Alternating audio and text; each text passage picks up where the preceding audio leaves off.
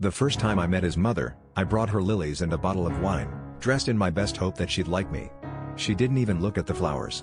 She stared, cold and silent, then before he even closed the front door, she said, "So you're the other woman." I laughed, thinking it was a joke, but the way her eyes cut through me sent ice down my spine. My boyfriend just stood there, mouth open, as I pieced together the words she hadn't said out loud.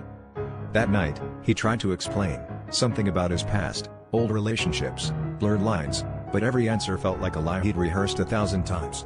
The truth hit with the force of a car crash. I wasn't the girlfriend, not really. I was the secret. I realized his late-night work calls and sudden business trips were more than just bad timing. I was the reason his phone always buzzed face down, the reason he wouldn't let me post us together. I confronted him, shaking with anger and humiliation, and he broke down, admitting he'd never actually broken up with his ex. We'd been living parallel lives, me and her, both believing in promises from the same man.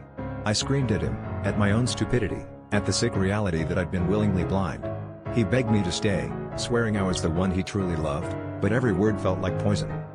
I left before sunrise, my shoes in my hand and mascara streaked down my face. But the real twist came weeks later, when his ex messaged me, not to fight, but to thank me. She'd found out too, and together, we pieced together just how many other women he'd lied to. The betrayal stung, but I realized the real heartbreak wasn't losing him, it was losing the version of myself who still believed in fairy tales.